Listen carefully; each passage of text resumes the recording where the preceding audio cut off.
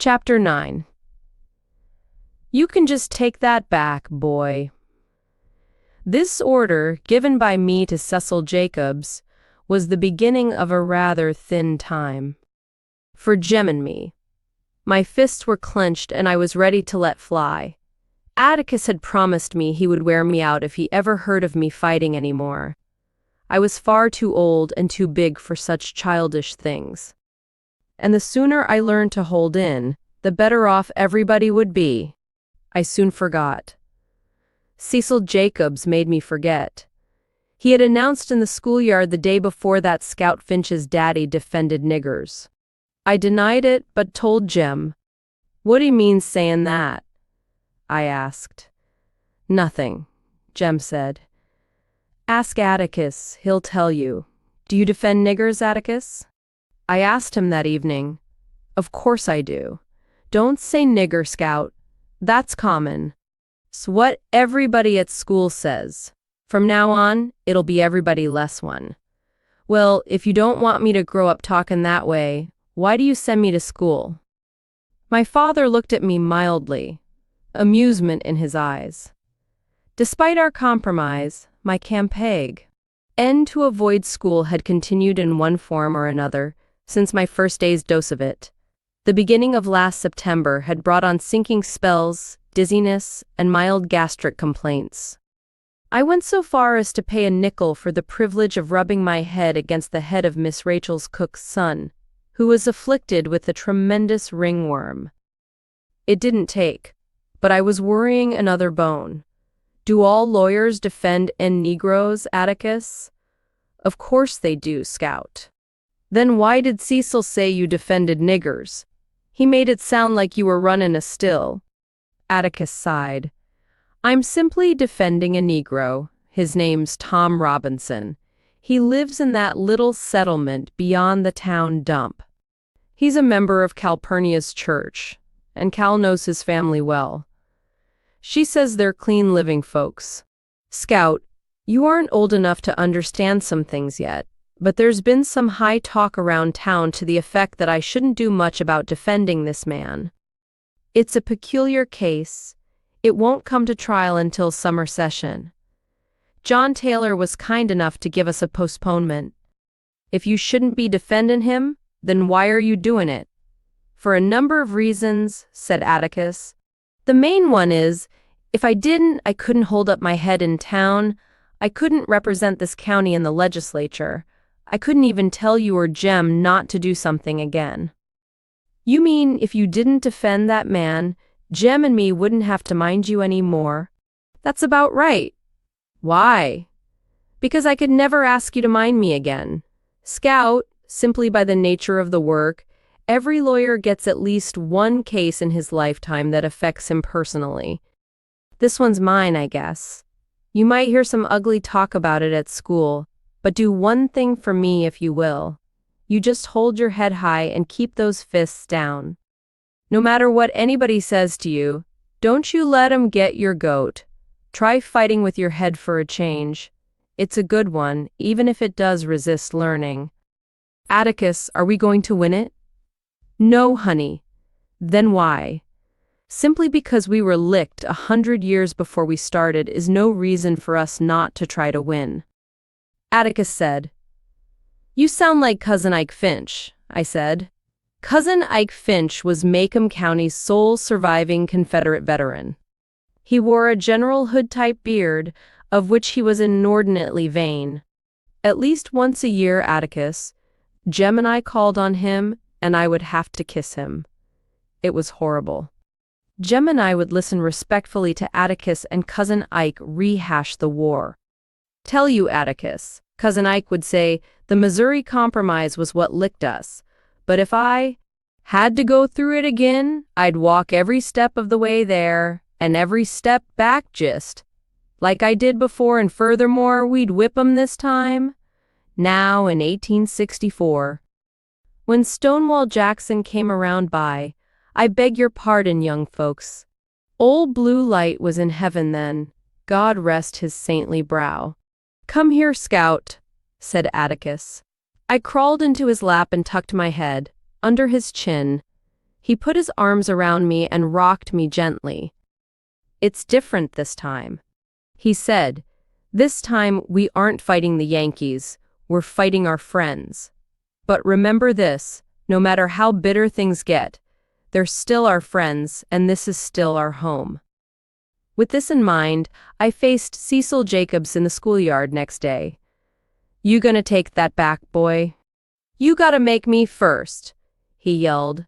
"My folks said your daddy was a disgrace and that nigger ought to hang from the water tank."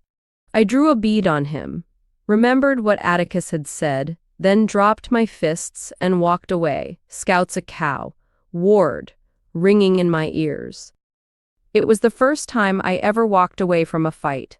Somehow, if I fought Cecil, I would let Atticus down.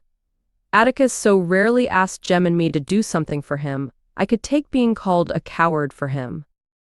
I felt extremely noble for having remembered, and remained noble for 3 weeks. Then Christmas came, and disaster struck. Jem and I viewed Christmas with mixed feelings. The good side was the tree and Uncle Jack Finch. Every Christmas Eve day we met Uncle Jack at Maycomb Junction, and he would spend a week with us. A flip of the coin revealed the uncompromising lineaments of Aunt Alexandra and Francis. I suppose I should include Uncle Jimmy, Aunt Alexandra's husband, but as he never spoke a word to me in my life except to say, "Get off the fence," once, I never saw any reason to take notice of him. Neither did Aunt Alexandra.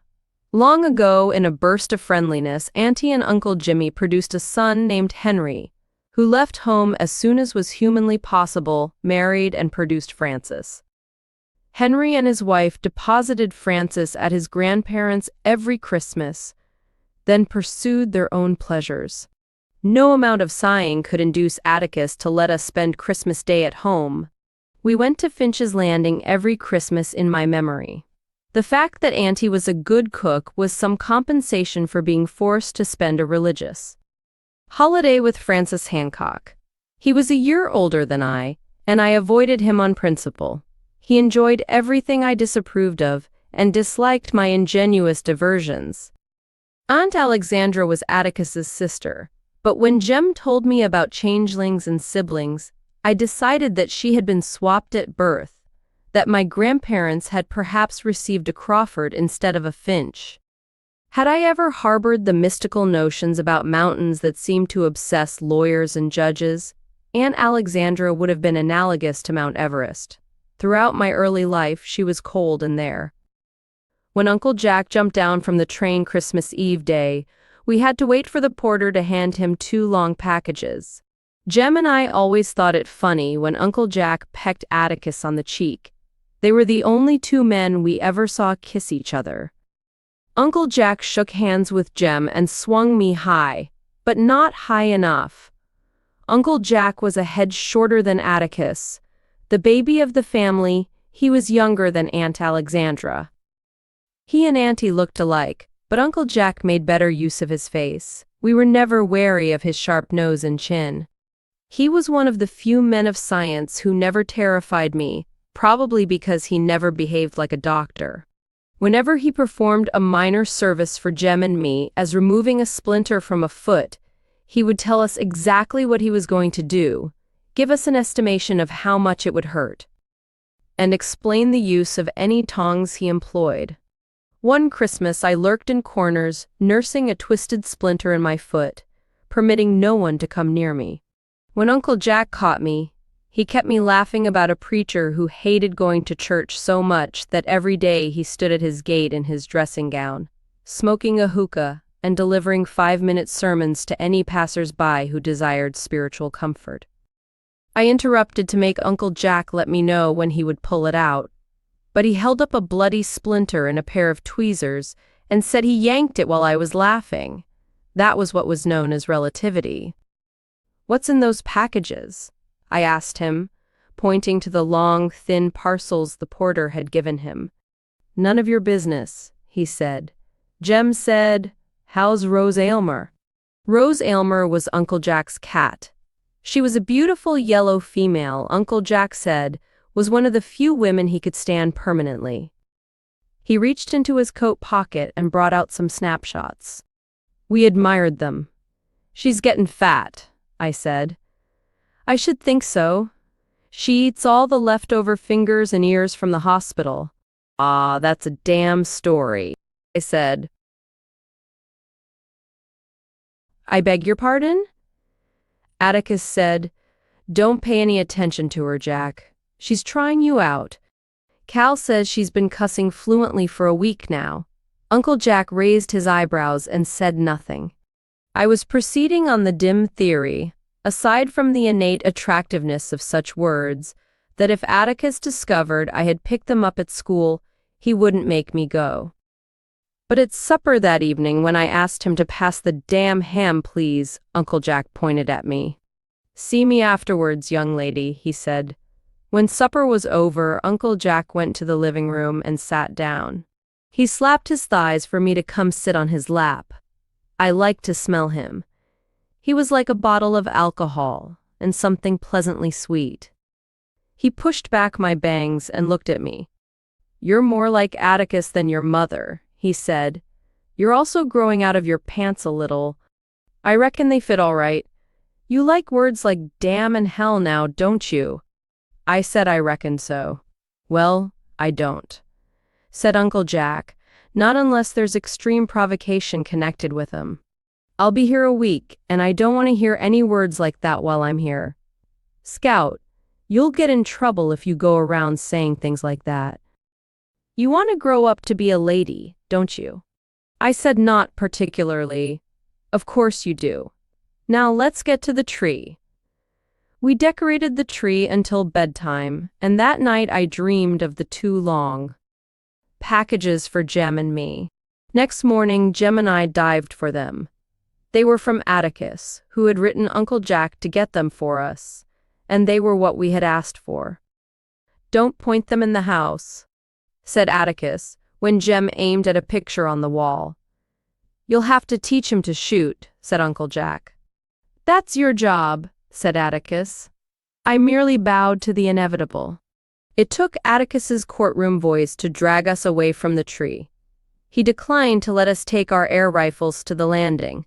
I had already begun to think of shooting Francis, and said if we made one false move, he'd take them away from us for good. Finch's Landing consisted of 366 steps down a high bluff and ending in a jetty. Farther downstream, beyond the bluff, were traces of an old cotton landing, where Finch Negroes had loaded bales and produce, unloaded blocks of ice, flour and sugar, farm equipment, and feminine apparel. A 2-rut road ran from the riverside and vanished among dark trees. At the end of the road was a 2-storied white house with porches circling it upstairs and downstairs. In his old age, our ancestor Simon Finch had built it to please his nagging wife, but with the porches all resemblance to ordinary houses of its era ended. The internal arrangements of the Finch house were indicative of Simon's guilelessness and the absolute trust with which he regarded his offspring. There were 6 bedrooms upstairs, 4 for the 8 female children, 1 for Welcome Finch, the sole son, and 1 for visiting relatives. Simple enough. But the daughters' rooms could be reached only by one staircase, Welcome's room and the guest room only by another. The daughters' staircase was in the ground floor bedroom of their parents, so Simon always knew the hours of his daughters' nocturnal comings and goings. There was a kitchen separate from the rest of the house, tacked onto it by a wooden catwalk. In the backyard was a rusty bell on a pole, used to summon field hands or as a distress signal.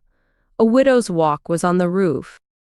But no widows walked there. From it, Simon oversaw his overseer, watched the riverboats, and gazed into the lives of surrounding landholders. There went with the house the usual legend about the Yankees. One Finch female, recently engaged, donned her complete trousseau to save it from raiders in the neighborhood. She became stuck in the door to the daughter's staircase, but was doused with water and finally pushed through.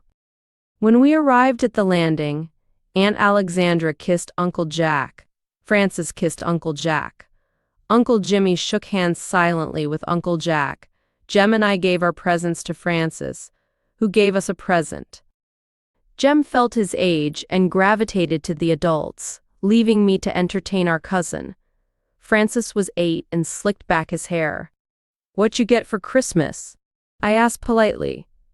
"Just what I asked for," he said. Francis had requested a pair of knee pants, a red leather booksack, 5 shirts, and an untied bow tie. "That's nice," I lied. Jem and me got air rifles, and Jem got a chemistry set. A toy one, I reckon. No, a real one. He's gonna make me some invisible ink and I'm gonna write to Dill in it. Francis asked what was the use of that. "Well, can't you just see his face when he gets a letter from me with nothing in it?" "It'll drive him nuts." Talking to Francis gave me the sensation of settling slowly to the bottom of the ocean. He was the most boring child I ever met. As he lived in Mobile, he could not inform on me to school authorities, but he managed to tell everything he knew to Aunt Alexandra, who in turn unburdened herself to Atticus, who either forgot it or gave me hell, whichever struck his fancy. But the only time I ever heard Atticus speak sharply to anyone was when I once heard him say, "Sister, I do the best I can with them." It had something to do with my going around in overalls. Aunt Alexandra was fanatical on the subject of my attire. I could not possibly hope to be a lady if I wore breeches. When I said I could do nothing in a dress, she said I wasn't supposed to be doing things that required pants. Aunt Alexandra's vision of my deportment involved playing with small stoves, tea sets, and wearing the Ada pearl necklace she gave me when I was born. Furthermore, I should be a ray of sunshine in my father's lonely life. I suggested that one could be a ray of sunshine in pants just as well, but Auntie said that one had to behave like a sunbeam, that I was born good but had grown progressively worse every year. She hurt my feelings and set my teeth permanently on edge, but when I asked Atticus about it, he said there were already enough sunbeams in the family and to go on about my business. He didn't mind me much the way I was. At Christmas dinner, I sat at the little table in the dining room. Jem and Francis sat with the adults at the dining table. Auntie had continued to isolate me long after Jem and Francis graduated to the big table. I often wondered what she thought I'd do. Get up and throw something? I sometimes thought of asking her if she would let me sit at the big table with the rest of them just once. I would prove to her how civilized I could be, after all. I ate at home every day with no major mishaps. When I begged Atticus to use his influence, he said he had none. We were guests, and we sat where she told us to sit. He also said Aunt Alexandra didn't understand girls much. She'd never had one. But her cooking made up for everything: 3 kinds of meat, summer vegetables from her pantry shelves, peach pickles, 2 kinds of cake and ambrosia constituted a modest Christmas dinner. Afterwards, the adults made for the living room and sat around in a dazed condition. Jem lay on the floor and I went to the backyard. "Put on your coat," said Atticus dreamily, so I didn't hear him. Francis sat beside me on the back steps. "That was the best yet," I said. "Grandma's a wonderful cook," said Francis. "She's going to teach me how boys don't cook." I giggled at the thought of Jem in an apron. "Grandma says all men should learn to cook, that men ought to be careful with their wives and wait on 'em when they don't feel good," said my cousin. "I don't want Dill waiting on me," I said. "I'd rather wait on him." "Dill?" "Yeah. Don't say anything about it yet, but we're gonna get married as soon as we're big enough. He asked me last summer." Francis hooted. "What's the matter with him?" I asked. "Ain't anything the matter with him. You mean that little runt Grandma says stays with Miss Rachel every summer?" "That's exactly who I mean. I know all about him," said Francis. "What about him?" "Grandma says he hasn't got a home. Has to, he lives in Meridian. He just gets passed around from relative to relative. And Miss Rachel keeps him every summer. Francis, that's not so. Francis grinned at me. You're mighty dumb sometimes, Jean Louise. Guess you don't know any better, though. What do you mean? If Uncle Atticus lets you run around with stray dogs, that's his own business, like Grandma says, so it ain't your fault. I guess it ain't your fault if Uncle Atticus is a nigger lover besides, but I'm here to tell you it certainly does mortify the rest of the family. Francis, what the hell do you mean? Just what I said. Grandma says it's bad enough he lets you all run wild, but now he's turned out a nigger lover we'll never be able to walk the streets of Macomb again. He's ruining the family, that's what he's doing. Francis rose and sprinted down the catwalk to the old kitchen. At a safe distance he called, "He's nothing but a nigger lover." "He is not," I roared. "I don't know what you're talking about, but you better cut it out this red-hot minute." I leaped off the steps and ran down the catwalk. It was easy to collar Francis.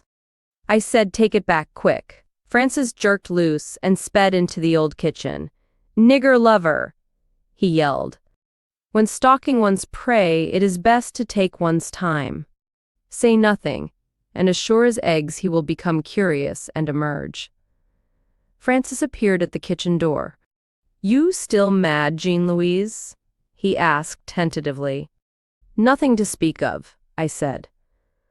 Francis came out on the catwalk. "You gonna take it back, Fra, Ansis?" But I was too quick on the draw. Francis shot back into the kitchen, so I retired to the steps. I could wait patiently. I had sat there perhaps 5 minutes, when I heard Aunt Alexandra speak. "Where's Francis?" "He's out yonder in the kitchen." He knows he's not supposed to play in there. Francis came to the door and yelled, "Grandma, she's got me in here and she won't let me out." "What is all this, Jean Louise?" I looked up at Aunt Alexandra. "I haven't got him in there, Auntie. I ain't holding him." "Yes, she is," shouted Francis. "She won't let me out. Have you all been fussing?" "Jean Louise got mad at me, Grandma," called Francis. "Francis, come out of there." "Jean Louise, if I hear another word out of you, I'll tell your father." "Did I hear you say hell a while ago?" "No'm, I thought I did. I'd better not hear it again." Aunt Alexandra was a back porch listener. The moment she was out of sight, Francis came out head up and grinning. "Don't you fool with me," he said. He jumped into the yard and kept his distance, kicking tufts of grass, turning around occasionally to smile at me. Jem appeared on the porch, looked at us, and went away.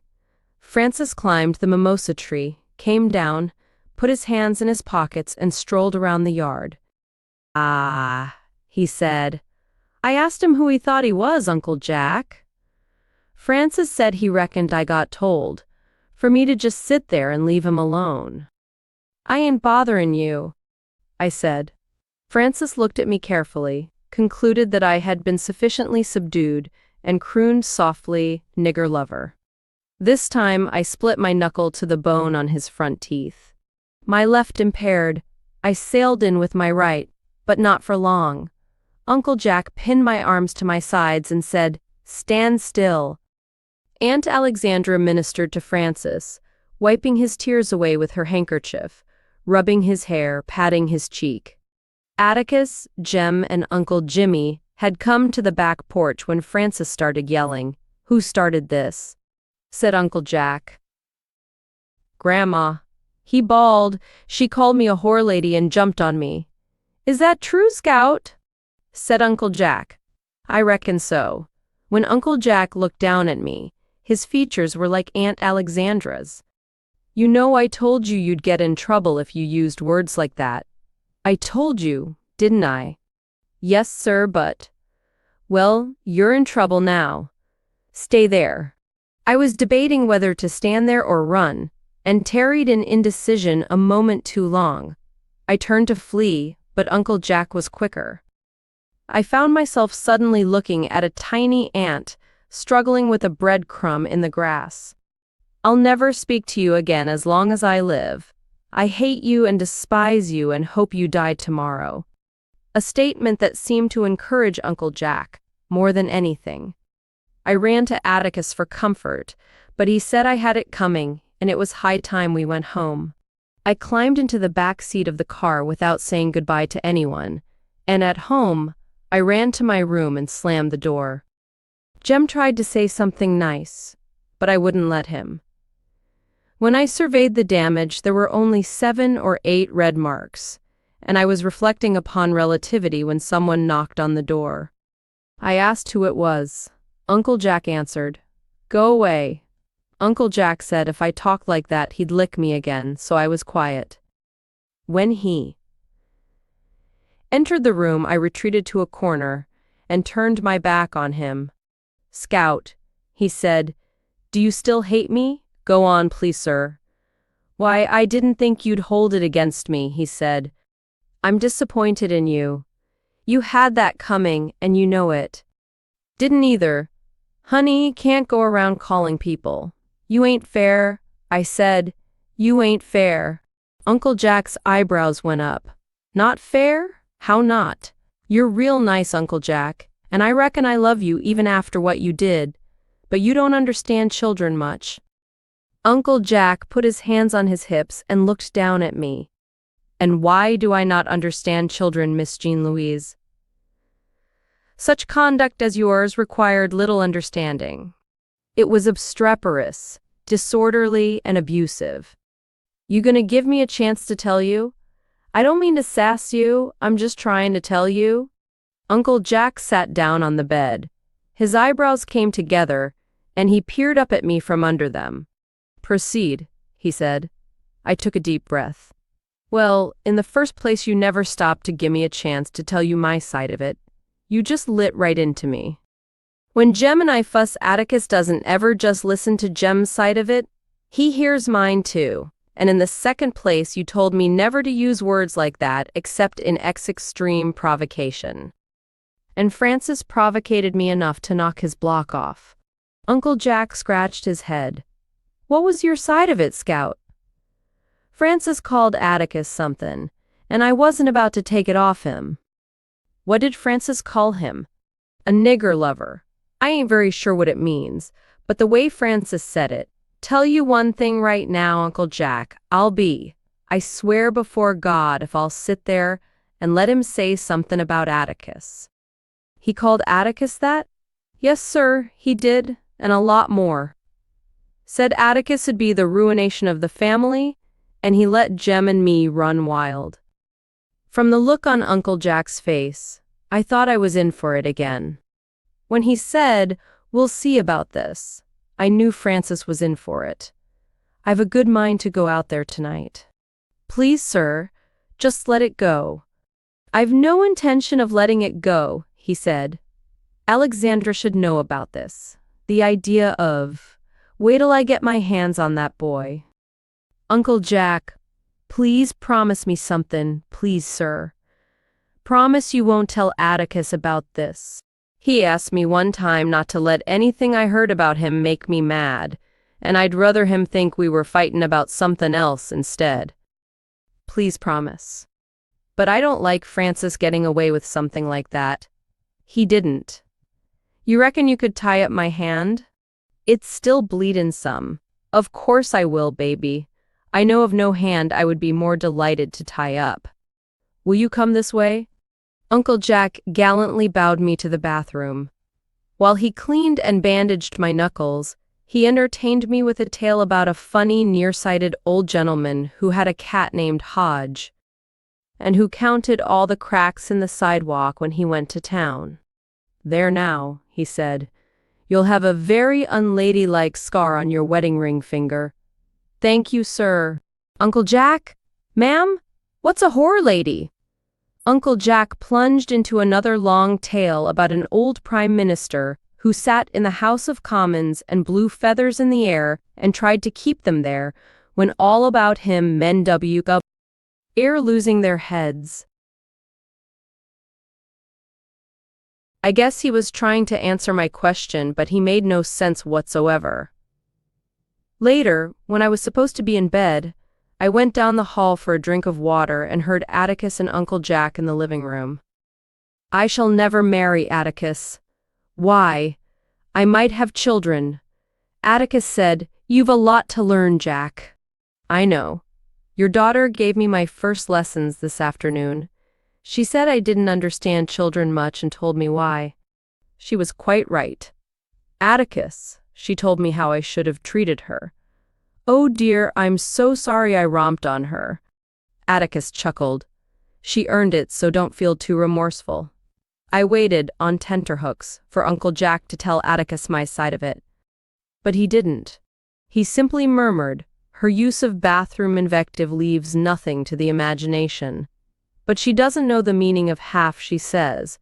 She asked me what a whore lady was." Did you tell her? No, I told her about Lord Melbourne. Jack! When a child asks you something, answer him for goodness sake. But don't make a production of it. Children are children, but they can spot an evasion quicker than adults, and evasion simply muddles them. No, my father mused. You had the right answer this afternoon, but the wrong reasons. Bad language is a stage all children go through, and it dies with time when they learn they're not attracting attention with it. Hot-headedness isn't. Scout's got to learn to keep her head and learn soon, with what's in store for her these next few months. She's coming along, though.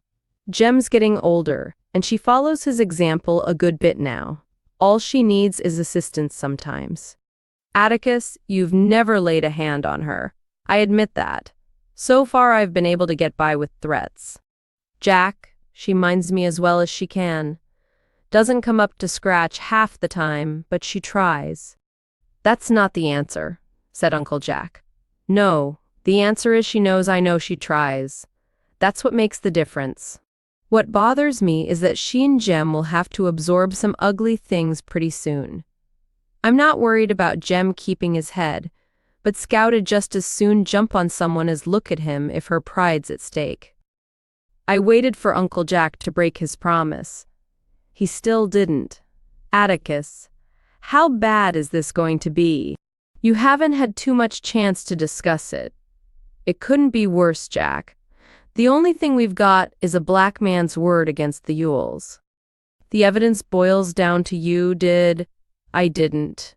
The jury couldn't possibly be expected to take Tom Robinson's word against the Yules. Are you acquainted with the Yules? Uncle Jack said yes. He remembered them. He described them to Atticus, but Atticus said, "You're a generation off. The present ones are the same, though. What are you going to do then?" Before I'm through, I intend to jar the jury a bit. I think we'll have a reasonable chance on appeal, though. I really can't tell at this stage, Jack. You know, I'd hoped to get through life without a case of this kind, but John Taylor pointed at me and said, "You're it. Let this cup pass from you, eh? Right? But do you think I could face my children otherwise? You know what's going to happen as well as I do, Jack, and I hope and pray I can get Jem and Scout through it, without bitterness, and most of all, without catching Macomb's usual disease. Why reasonable people go stark raving mad when anything involving a Negro comes up is something I don't pretend to understand. I just hope that Jem and Scout come to me for their answers instead of listening to the town. I hope they trust me enough. Jean Louise? My scalp jumped. I stuck my head around the corner. Sir? Go to bed. I scurried to my room and went to bed. Uncle Jack was a prince of a fellow not to let me down. But I never figured out how Atticus knew I was listening, and it was not until many years later that I realized he wanted me to hear every word he said. Contents, Prev, next. Chapter 10. Atticus was feeble. He was nearly 50. When Jem and I asked him why he was so old, he said he got started late, which we felt reflected upon his abilities and manliness. He was much older than the parents of our school contemporaries, and there was nothing Jem or I could say about him when our classmates said, "My father." Jem was football crazy. Atticus was never too tired to play keep away, but when Jem wanted to tackle him, Atticus would say, "I'm too old for that, son." Our father didn't do anything. He worked in an office, not in a drugstore. Atticus did not drive a dump truck for the county. He was not the sheriff. He did not farm, work in a garage, or do anything that could possibly arouse the admiration of anyone. Besides that, he wore glasses. He was nearly blind in his left eye, and said left eyes were the tribal curse of the Finches. Whenever he wanted to see something well, he turned his head and looked from his right eye. He did not do the things our schoolmates' fathers did. He never went hunting. He did not play poker or fish or drink or smoke. He sat in the living room and read. With these attributes, however, he would not remain as inconspicuous as we wished him to.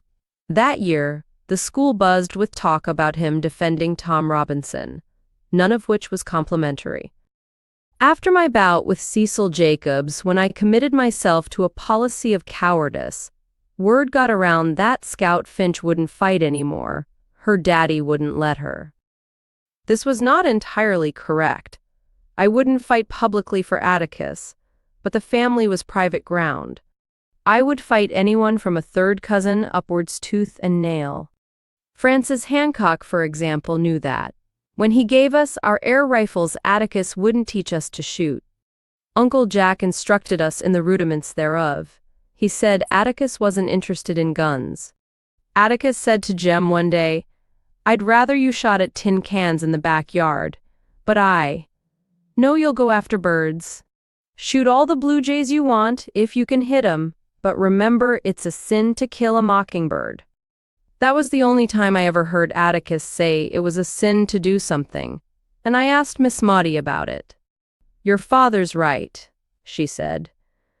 "Mockingbirds don't do one thing but make music for us to enjoy. They don't eat up people's gardens, don't nest in corn cribs. They don't do one thing but sing their hearts out for us. That's why it's a sin to kill a mockingbird. Miss Maudie, this is an old neighborhood, ain't it? Been here longer than the town. No'm, I mean the folks on our street are all old. Jem and me's the only children around here. Mrs. DuBose is close on to 100 and Miss Rachel's old, and so are you and Atticus." "I don't call 50 very old," said Miss Maudie tartly. "Not being wheeled around yet, am I? Neither's your father. But I must say Providence was kind enough to burn down that old mausoleum of mine. I'm too old to keep it up. Maybe you're right, Jean Louise. This is a settled neighborhood." "You've never been around young folks much, have you?" "Yes'm, at school. I mean young grown-ups. You're lucky, you know.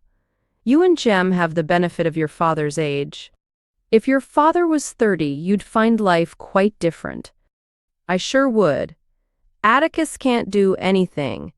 You'd be surprised," said Miss Maudie. "There's life in him yet." "What can he do?" "Well, he can make somebody's will so airtight can't anybody meddle with it." "Shoot. Well, did you know he's the best checker player in this town?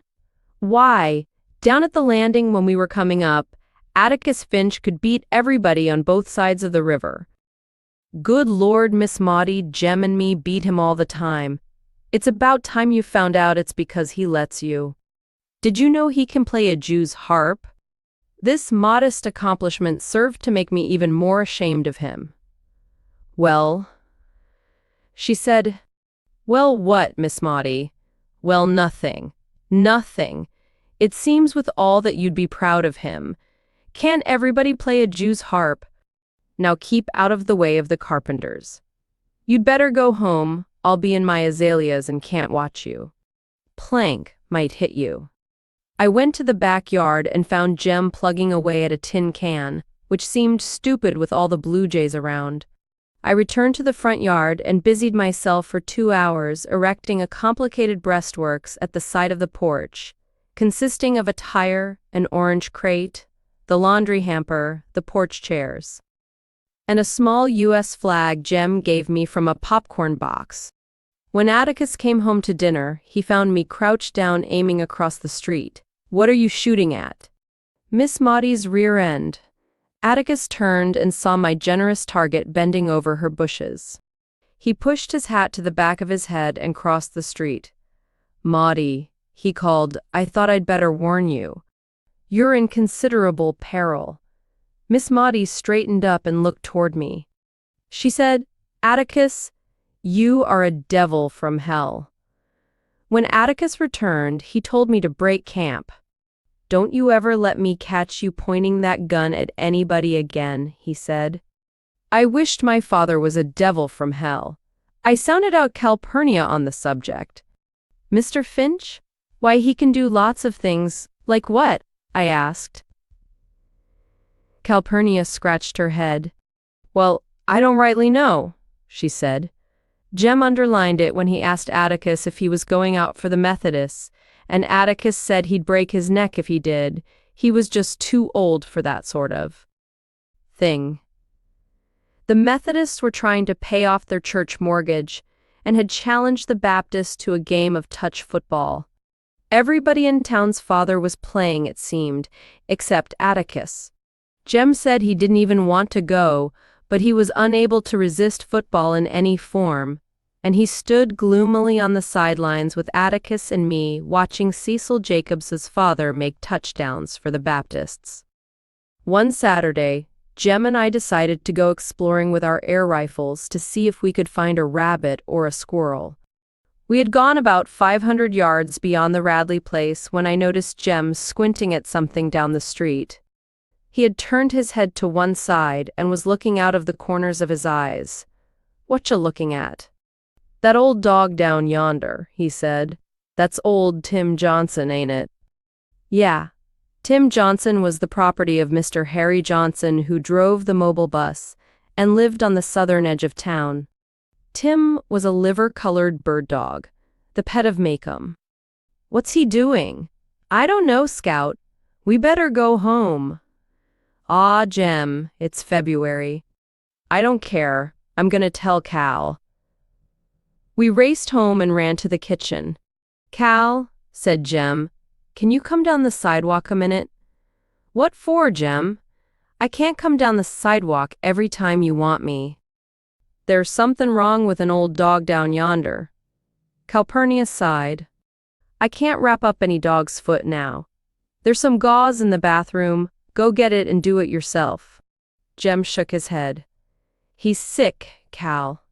Something's wrong with him." "What's he doing? Trying to catch his tail?" "No, he's doing like this." Jem gulped like a goldfish, hunched his shoulders, and twitched his torso. "He's going like that, only not like he means to." "Are you telling me a story, Jem Finch?" Calpurnia's voice hardened. "No, Cal. I swear I'm not." "Was he running?" "No, he's just moseying along, so slow you can't hardly tell it. He's coming this way." Calpurnia rinsed her hands and followed Jem into the yard. "I don't see any dog," she said. She followed us beyond the Radley place and looked where Jem pointed. Tim Johnson was not much more than a speck in the distance, but he was closer to us. He walked erratically, as if his right legs were shorter than his left legs. He reminded me of a car stuck in a sandbed. "He's gone lopsided," said Jem. Calpurnia stared, then grabbed us by the shoulders and ran us home. She shut the wood door behind us, went to the telephone and shouted, "Gimme Mr. Finch's office." "Mr. Finch," she shouted. "This is Cal. I swear to God there's a mad dog down the street apiece. He's coming this way. Yes, sir, he's. Mr. Finch, I declare he is. Old Tim Johnson. Yes, sir. Yes, sir. Yes." She hung up and shook her head when we tried to ask her what Atticus had said. She rattled the telephone hook and said, "Miss Eula May. Now, ma'am, I'm through talking to Mr. Finch. Please don't connect me no more. Listen. Miss Eula May, can you call Miss Rachel and Miss Stephanie Crawford and whoever's got a phone on this street and tell 'em a mad dog's comin'? Please, ma'am." Calpurnia listened. "I know it's February, Miss Eula May, but I know a mad dog when I see one. Please, ma'am, hurry." Calpurnia asked Jem, "Radley's got a phone?" Jem looked in the book and said no. They won't come out anyway, Cal. I don't care, I'm gonna tell 'em. She ran to the front porch, Jem and I at her heels. You stay in that house, she yelled. Calpurnia's message had been received by the neighborhood. Every wood door within our range of vision was closed tight. We saw no trace of Tim Johnson. We watched Calpurnia running toward the Radley place, holding her skirt and apron above her knees. She went up to the front steps and banged on the door. She got no answer and she shouted, "Mr. Nathan, Mr. Arthur, mad dog's comin', mad dog's comin'." She's supposed to go around and back, I said. Jem shook his head. Don't make any difference now, he said. Calpurnia pounded on the door in vain. No one acknowledged her warning. No one seemed to have heard it. As Calpurnia sprinted to the back porch, a black Ford swung into the driveway. Atticus and Mr. Heck Tate got out. Mr. Heck Tate was the sheriff of Macomb County. He was as tall as Atticus, but thinner. He was long-nosed, wore boots with shiny metal eye holes, boot pants and a lumberjacket. His belt had a row of bullets sticking in it. He carried a heavy rifle. When he and Atticus reached the porch, Jem opened the door. Stay inside, son, said Atticus. Where is he, Cal? He ought to be here by now, said Calpurnia, pointing down the street. Not runnin', is he? Asked Mr. Tate. Naw, sir. He's in the twitchin' stage, Mr. Heck. Should we go after him, Heck? Asked Atticus. We better wait, Mr. Finch. They usually go in a straight line, but you never can tell. He might follow the curve. Hope he does, or he'll go straight in the Radley backyard. Let's wait a minute. Don't think he'll get in the Radley yard, said Atticus. Fence'll stop him. He'll probably follow the road. I thought mad dogs foamed at the mouth, galloped, leaped and lunged at throats, and I thought they did it in August. Had Tim Johnson behaved thus, I would have been less frightened. Nothing is more deadly than a deserted, waiting street. The trees were still, the mockingbirds were silent, the carpenters at Miss Maudie's house had vanished. I heard Mr. Tate sniff, then blow his nose. I saw him shift his gun to the crook of his arm. I saw Miss Stephanie Crawford's face framed in the glass window of her front door. Miss Maudie appeared and stood beside her. Atticus put his foot on the rung of a chair and rubbed his hand slowly down the side of his thigh. There he is, he said softly.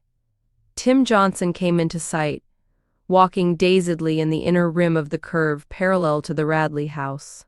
Look at him, whispered Jem.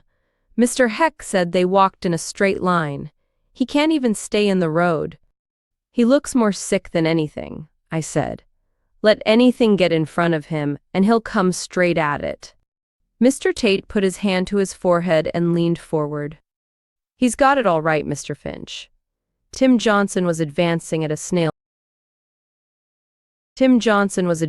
at a snail's pace, but he was not playing or sniffing at foliage. He seemed dedicated to one course and motivated by an invisible force that was inching him toward us. We could see him shiver like a horse shedding flies.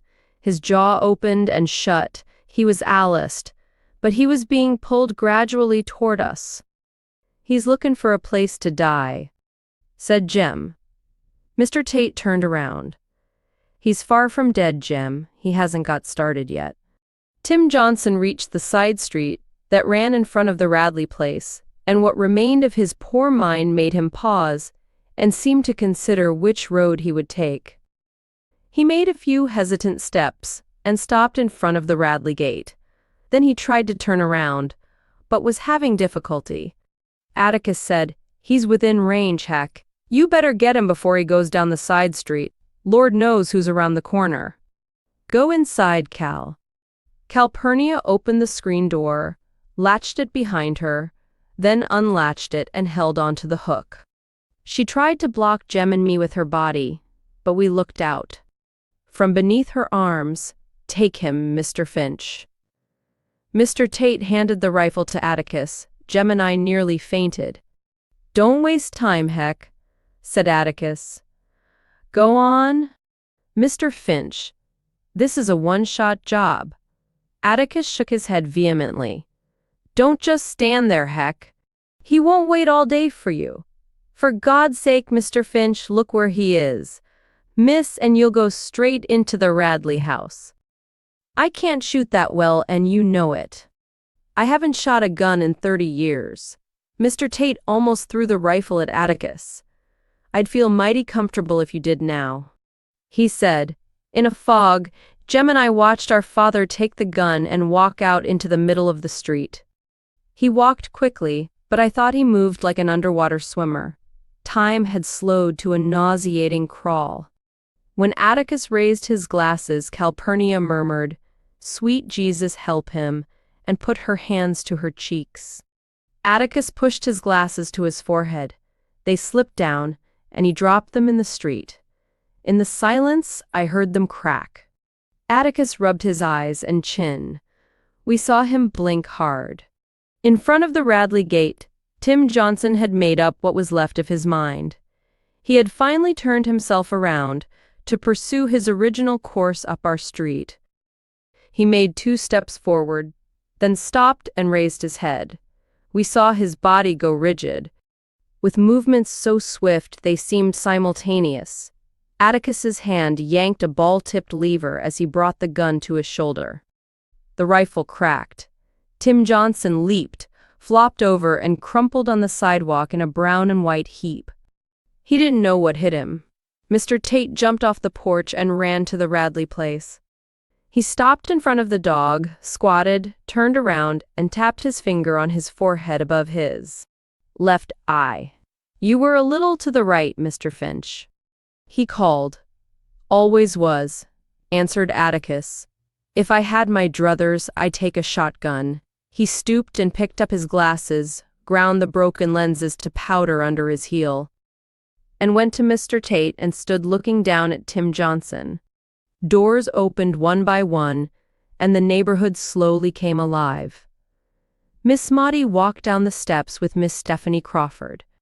Jem was paralyzed. I pinched him to get him moving, but when Atticus saw us coming, he called, "Stay where you are." When Mr. Tate and Atticus returned to the yard, Mr. Tate was smiling. "I'll have Zebo collect him," he said. "You haven't forgot much, Mr. Finch. They say it never leaves you." Atticus was silent.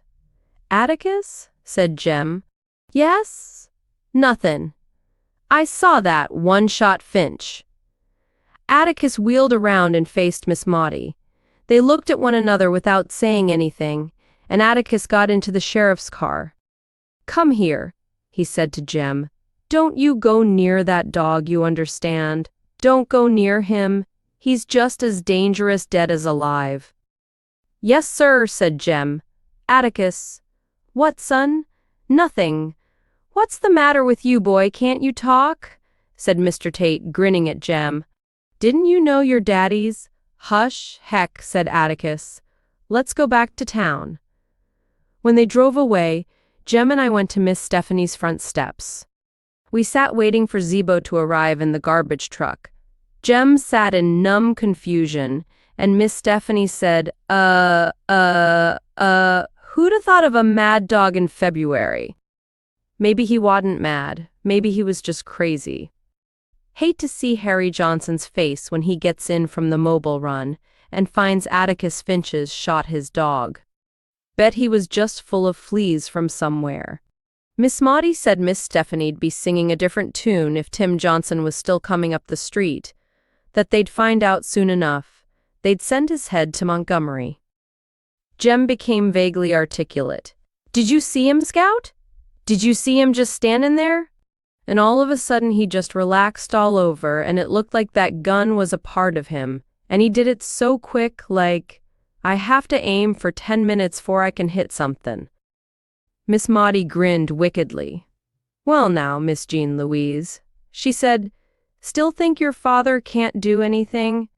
Still ashamed of him?" "No'm," I said meekly. "Forgot to tell you the other day that besides playing the Jew's harp, Atticus Finch was the deadest shot in Macomb County in his time." dead shot. Echoed Jem. That's what I said, Jem Finch. Guess you'll change your tune now. The very idea. Didn't you know his nickname was Ol' One Shot when he was a boy? Why, down at the landing when he was coming up, if he shot 15 times and hit 14 doves, he'd complain about wasting ammunition. He never said anything about that, Jem muttered. Never said anything about it, did he? No, ma'am. Wonder why he never goes hunting now, I said. Maybe I can tell you, said Miss Maudie. If your father's anything, he's civilized in his heart. Marksmanship's a gift of God, a talent. Oh, you have to practice to make it perfect, but shootin's different from playing the piano or the like. I think maybe he put his gun down when he realized that God had given him an unfair advantage over most living things. I guess he decided he wouldn't shoot till he had to. And he had to today. Looks like he'd be proud of it, I said. People in their right minds never take pride in their talents, said Miss Maudie. We saw Zebo drive up. He took a pitchfork from the back of the garbage truck and gingerly lifted Tim Johnson. He pitched the dog onto the truck, then poured something from a gallon jug on and around the spot where Tim fell. Don't y'all come over here for a while, he called. When we went home, I told Jem we'd really have something to talk about at school on Monday. Jem turned on me. Don't say anything about it, Scout, he said. What? I certainly am. Ain't everybody's daddy the deadest shot in Macomb County? Jem said, I reckon if he'd wanted us to know it, he'd 'a' told us. If he was proud of it, he'd 'a' told us. Maybe it just slipped his mind, I said. Nah, Scout. It's something you wouldn't understand. Atticus is real old, but I wouldn't care if he couldn't do anything. I wouldn't care if he couldn't do a blessed thing. Jem picked up a rock and threw it jubilantly at the car house. Running after it, he called back, Atticus is a gentleman, just like me.